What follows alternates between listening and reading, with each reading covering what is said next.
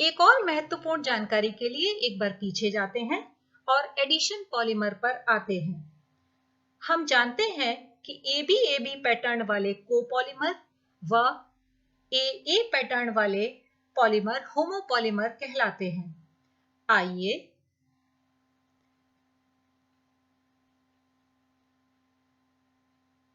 इसमें होमोपॉलीमर और कोपॉलीमर को पहचानते हैं।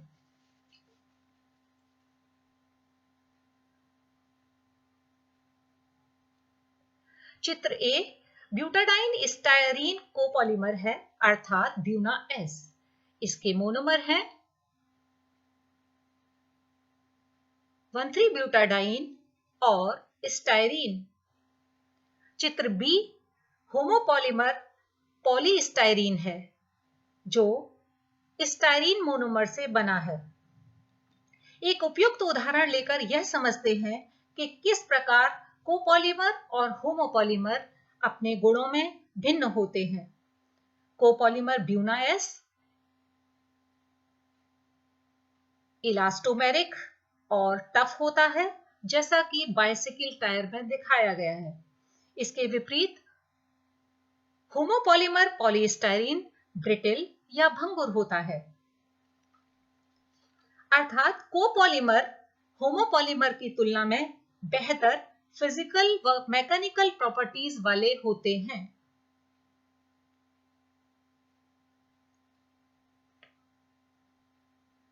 कोपॉलीमर में भी मोनोमर यूनिट डिफरेंट होने से गुणों में फर्क आता है। जैसे स्टायरीन 1,3-ब्यूटाडाइन के साथ पॉलीमर को मजबूती प्रदान करता है, जबकि एक्राइलोनाइट्राइल के साथ पॉलीमर को रेजिस्टेंट टू इंपैक्ट यानी टक्कर के प्रति प्रतिरोधी बनाता है। Butadiene styrene polymer tyres, floor tiles, footwears व केबल इंसुलेशन आदि में प्रयुक्त होते हैं। यूरिया फॉर्मल्डिहाइड रेजिन एक और महत्वपूर्ण फॉर्मल्डिहाइड रेजिन है जो यूरिया और फॉर्मल्डिहाइड के कंडेंसेशन पॉलीमराइजेशन या संघनन बहुलीकरण से बना हुआ अत्यंत औद्योगिक महत्व का पदार्थ है। इसे बनाने के लिए फॉर्मल्डिहाइड के जलीय विलयन में कम ताप पर यूरिया को घोल लिया जाता है और संघनन करवाने के लिए 130 डिग्री सेल्सियस पर गर्म किया जाता है। संघनन प्रक्रिया कई चरणों में पूर्ण होती है। पिछली स्लाइड में दिखाए गए पॉलीमिथलॉल यूरिया की पॉलीमर चेन में NH समूह जो कि येलो कलर से हाइलाइटेड हैं, फॉर्मल्डिहाइड अणु के साथ क्रिया करके क्रॉस लिंकिंग करते हैं और क्रॉस लिंक्ड पॉलीमर का निर्माण होता है। परिस्थिति के आधार पर यह जल में विलेय या अविलेय हो सकते हैं तथा थर्मोप्लास्टिक या थर्मोसेटिंग प्लास्टिक भी हो सकते हैं। इनका उपयोग क्रीज बने रहने वाले वस्त्रों के निर्माण में व एडहेसिव आदि में किया जाता है। इपॉक्सी रेजिन, इसमें दो कंपोनेंट होते हैं, पहला रेजिन और दूसरा कठोरक या हार्डनर। इपॉक्सी रेजिन बनाने के लिए बिसफिनॉल ए का संघनन इपीक्लोरोहाइड्रिन के साथ क्षार उत्प्रेरक की उपस्थिति में करवाते हैं। इस बहुलक में CH2Cl समूह मुक्त हैं जो अमीनो समूह से संघनित हो सकते हैं। अतः इन रेजिन की अभिक्रिया किसी पॉलीअमीन से कराई जाती है तो क्रॉस बंधों द्वारा ये परस्पर बंध जाते हैं और एक कठोर पदार्थ का निर्माण करते हैं। बाजार में यह एमसील, एरल्डाइट आदि के नाम से बिकते हैं। पॉलीयूरेथेन्स डाईआइसोसाइनेट की डायोल के साथ अभिक्रिया से बनाए जाते हैं, जैसे हेक्सामिथिलीन डाईआइसोसाइनेट और टेट्रामिथिलीन ग्लाइकॉल के संघनन से पॉलीयूरेथेन बनता है।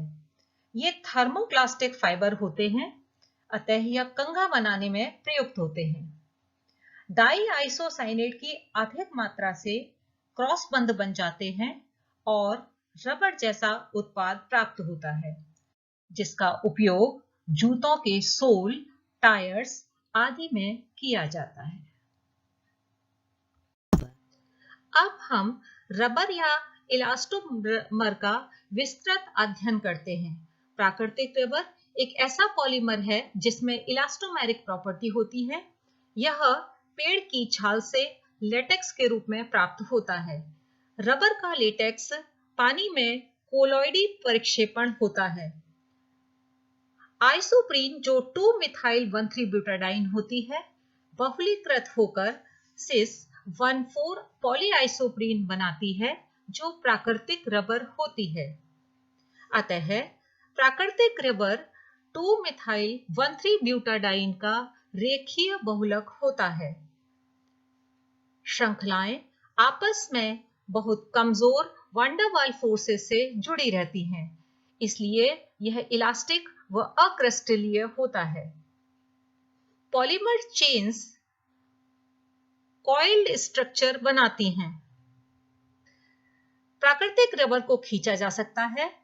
खींचने पर चेन्स बाह्यबलों की दिशा में संरेखित हो जाती हैं और जब बाह्यबल हटा दिया जाता है तो पुनः अपनी प्रारंभिक अवस्था में आ जाती हैं। अनउपचारित रबर काफी चिपचिपी होती है। यह उच्च ताप पर 335 डिग्री केल्विन से ज्यादा मुलायम हो जाती है, लेकिन निम्न ताप पर 283 डिग्री केल्विन से कम पर ब्रिटल या भंगुर होती है और अध्रुवीय विलायकों में विलेय व ऑक्सीकारक अभिकर्मकों के प्रति संवेदनशील होती है। प्राकृतिक रबर का यह गुण इसके उपयोगों को सीमाओं में बांध देता है। अतः इसके गुणों को सुधार करने के लिए इसको वल्कनीकृत या वल्कनाइज किया जाता है।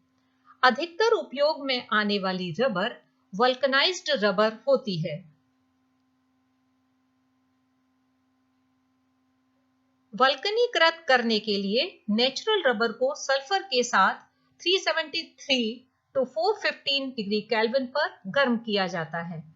इस प्रक्रिया में डबल बॉन्ड की रिएक्टिव साइट, जिसे एलाइलिक पोजीशन कहेंगे, पर सल्फर क्रॉस लिंक बनाते हैं। इस प्रकार रबर कठोर हो जाती है।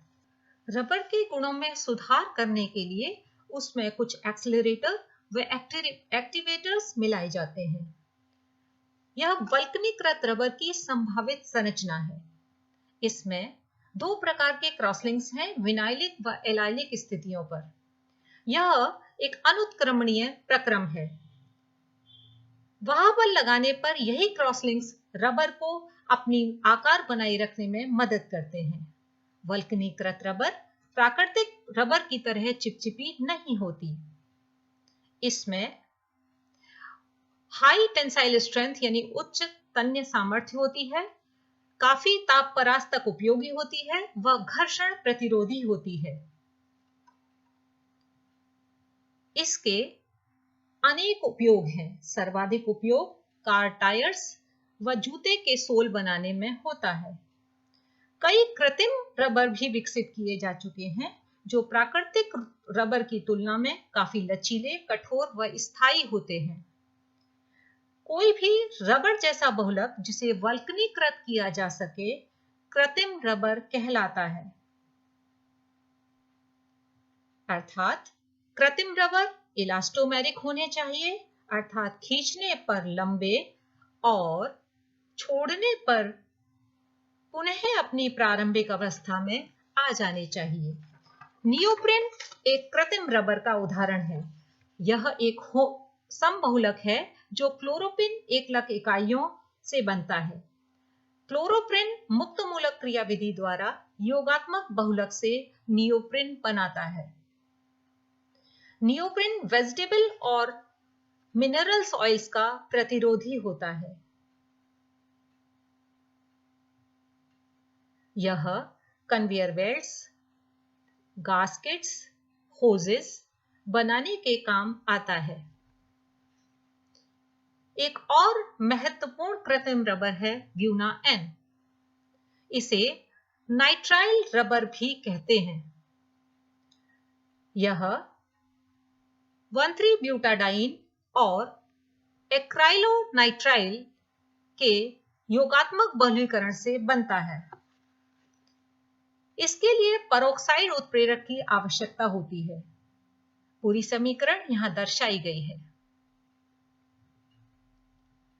ब्यूना एन पेट्रोल, लुब्रिकेटिंग ऑयल या स्नेहक तथा कार्बनिक विलायकों का प्रतिरोधी होता है। अतः इसका उपयोग ऑयल सील्स, टैंक लाइनिंग आदि में किया जाता है।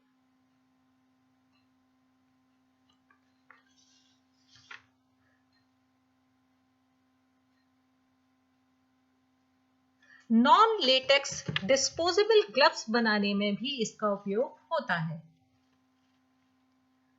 पॉलीमर्स के अधिकतर गुण उनके अणु भार से निर्धारित होते हैं, जैसे विस्कोसिटी या श्यानता, टेंसाइल स्ट्रेंथ या तन्यता और टफनेस या कठोरता।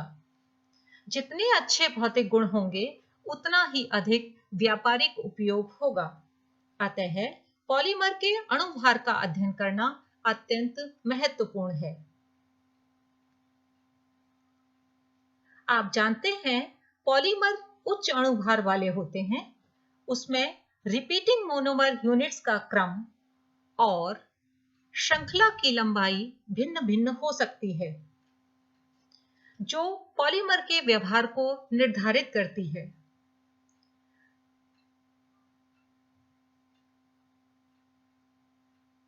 दूसरे शब्दों में बहुलक का या पॉलीमर का व्यवहार अभिक्रिया मिश्रण में एकलक इकाई की उपलब्धता और इकाई के जुड़ने के क्रम पर निर्भर करता है।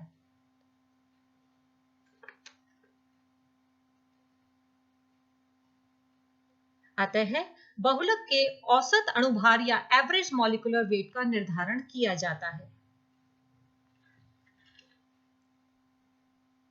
यह दो प्रकार का होता है, number average molecular weight and weight average molecular weight. Number average molecular weight निकालने के लिए सूत्र है बहुलक का कुल अणुभार डिवाइडेड बाय बहुलक अणुओं की कुल संख्या।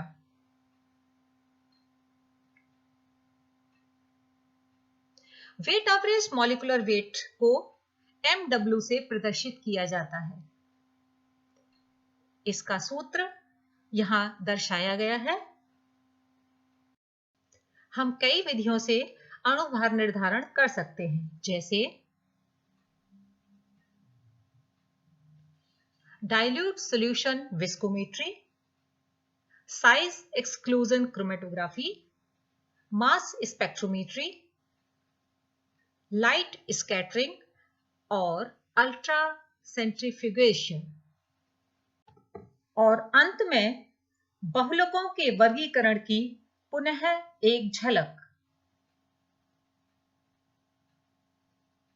और ये है बहुलकों का संक्षिप्त विवरण, अर्थात इससे हम प्रत्येक बहुलक को कुछ इस प्रकार परिभाषित कर सकते हैं, जैसे नाइलॉन 6,6 एक ऐसा कृत्रिम रेखीय बहुलक है जो एडिपिक एसिड और 1,6-हेक्सेन डायमीन के संघनन से फाइबर या रेशा बनाता है, जिसमें पॉलीएमाइड लिंकेज होते हैं।